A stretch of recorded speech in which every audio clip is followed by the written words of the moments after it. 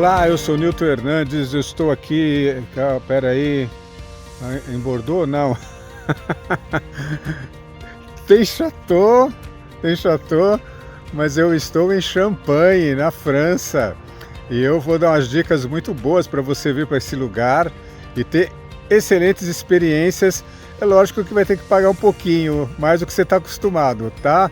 Mas se você assistir, vai ser muito menos, o que é uma grande vantagem para você. Fica aqui e vamos visitar Champagne, na França.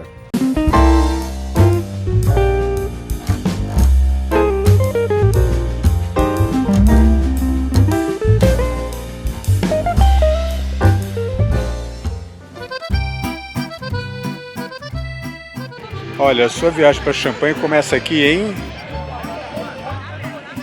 Sim, há uma enorme chance de sua viagem a Champagne começar em Paris.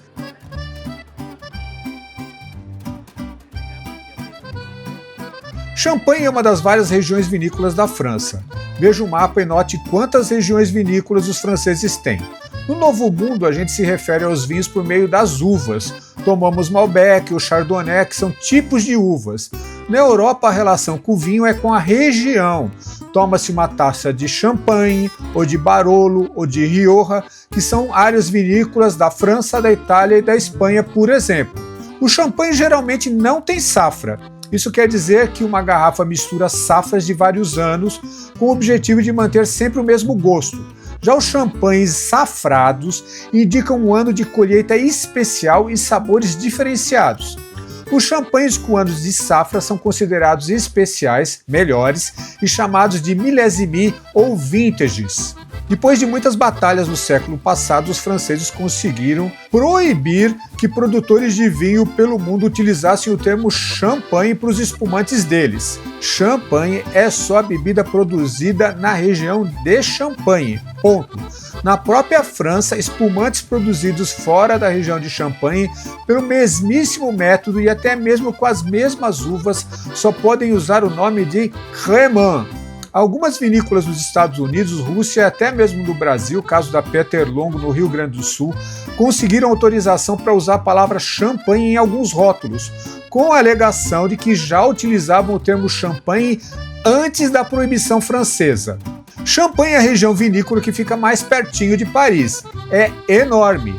As principais cidades, Épernay e Reims, ficam a uns 150 quilômetros mais ou menos da capital da França, o que dá aí 1h30 de trem aproximadamente.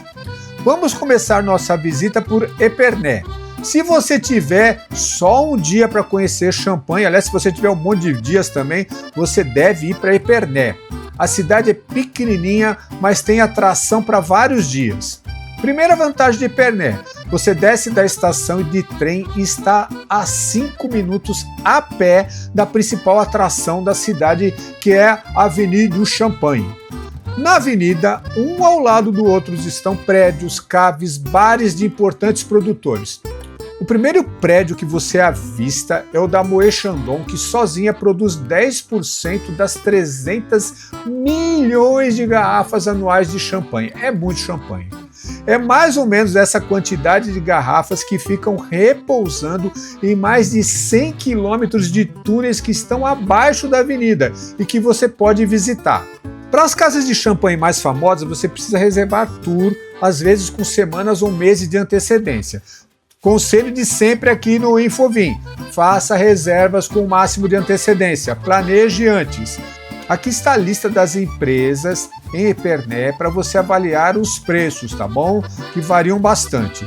Vou deixar só um momentinho a Avenida do Champagne, me afastar uns 2 km de distância ainda em Épernay. Eu e minha esposa fizemos uma visita e uma degustação num produtor de menor porte, a Charles Mignon. Pagamos 48 € o casal e foi excelente. Com um guia em inglês, visitamos uma área de envelhecimento e tivemos bastante explicação sobre o método de produção de champanhe. Há 3 uvas principais para fazer champanhe: Chardonnay, que é branca, e curiosamente 2 tintas, que é a Pinot Noir e a Pinot Meunier, que só não tingem o vinho porque a casca, que carrega a pigmentação vermelha, é retirada com bastante cuidado. A primeira fermentação de um champanhe acontece no tanque, e aí você tem a produção de um vinho branco normal.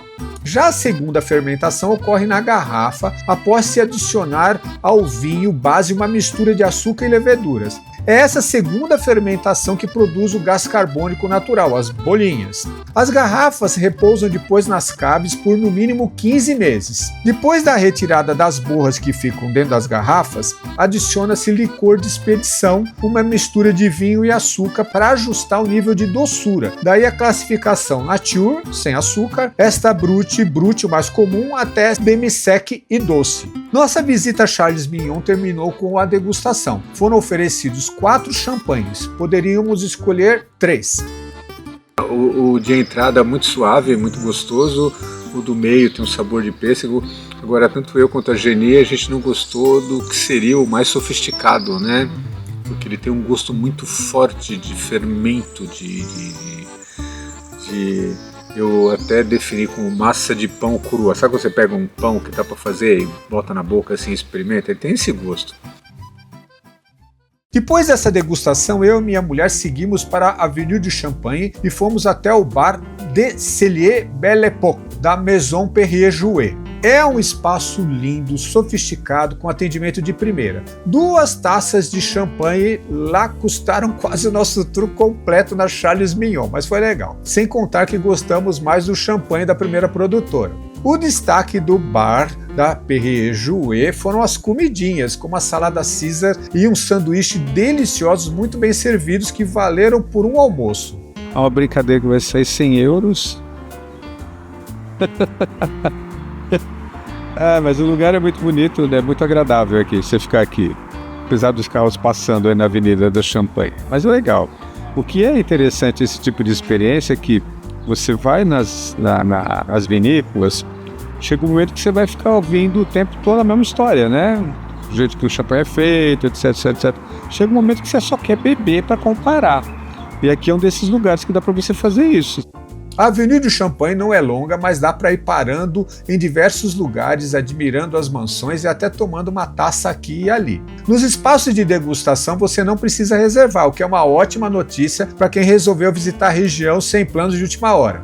Um lugar lindo é o prédio histórico da prefeitura, que tem um jardim público onde dá para descansar e até fazer um piquenique. Outra dica importante, a Avenida de Champagne parece terminar quando você chega nessa enorme empresa com essa torre que se vê de qualquer lugar, que infelizmente não tivemos tempo de visitar. Mas siga algumas centenas de metros adiante e você terá uma enorme recompensa, que é esse castelo, o bar e os jardins da Comtesse Lafont. Que bonito! E aqui o melhor assim, são 3 taças por 25 euros. De todos os champanhes que a gente bebeu até agora aqui em Champagne, esse daqui é o mais parecido com o que a gente tem no Brasil. É uma acidez muito parecida com a nossa.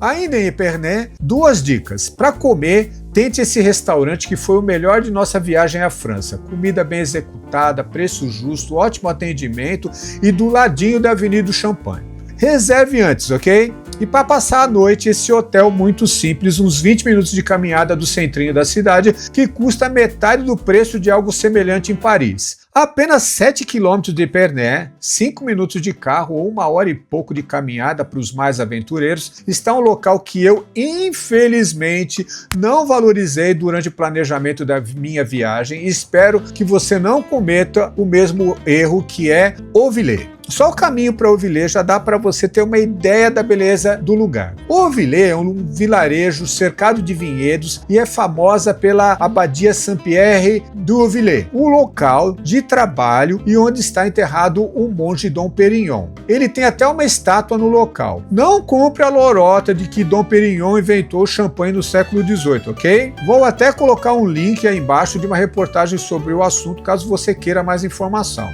Aqui que interessante. O corpinho Dom Pérignon é uma garrafa. Dom Pérignon, sim, é um personagem importante do desenvolvimento de champanhe. O que me impressionou em Auvillers, além da beleza da vila, é que ali há muitos lugares para entrar, degustar e comprar champanhe, coisa que eu não fiz porque cheguei quase no fim do dia com tudo fechado. Sem contar que eu fui de carro e estava dirigindo. Ali é lugar de experimentar champanhes feitas por produtores, ou récoltants em francês, que são diferentes das feitas pelas grandes casas de champanhe. Marcas famosas geralmente só compram as uvas. Quando você vê a sigla RM, ou Récoltant Manipulant, em um rótulo de champanhe, isso significa que você está diante do produto de alguém que cultiva, vinifica, engarrafa e comercializa o champanhe sob seu próprio nome, caso de muitos produtores de Ouvillé. O que deu a impressão da gente visitando esse lugar é que tem mais lugar para você degustar champanhe aqui do que em Pernod. Resumindo, se você for para Champagne, não vá para Ouvillé só por causa da foto em frente da estátua de Dom Pérignon, ok? Vale dizer que essa região é cheia dessas vilas ao redor de vinhedos e vários produtores recebem visitantes. Agora vamos para Reims, outra cidade que concentra casas de champanhe importantes. Reims, ao contrário de Épernay, é uma cidade grande, dominada por uma das mais importantes e imponentes e históricas catedrais da Europa, onde reis franceses vinham para ser coroados. Só Napoleão rompeu essa tradição e se coroou na Notre-Dame de Paris. Reims fica a uns 30 quilômetros aí de Épernay, pouco mais de meia hora de trem. Em Reims, há muito menos opções de visitas a casas de champanhe. Para compensar, as casas de champanhe de Reims estão entre as mais importantes da região. Veja o mapa. Aqui está a estação de trem da cidade que, se você vier de Paris ou de Épernay, será sua porta de entrada. Há táxi aí do lado da estação. Várias casas de champanhe importantes estão nessa região, todas muito pertinho umas das outras, como a Veuve Clicquot, a Pommery, a Ruinart e a Taittinger. São uns 10 minutos de táxi ou somente 40 minutos a pé para chegar lá, com a catedral no meio do caminho para você visitar. Em Reims, eu e a minha esposa fizemos a nossa principal visita na região de Champagne em um tour completão com guia falando em inglês na Taittinger, que reservamos com semanas de antecedência. O lugar tem aquela elegância clean. Tá vendo essa maquete? É a antiga abadia de Saint-Nicaise. Espero estar falando certo. Aqui ficavam religiosos que faziam champanhe. A abadia foi destruída pela população durante a Revolução Francesa. Toda essa área de visitação da Taittinger está exatamente no mesmo terreno da igreja destruída. E o que é mais legal, a visita ocorre nas ruínas, ou seja, na parte dos túneis do que sobrou da abadia, local onde hoje envelhecem os champanhes da Taittinger.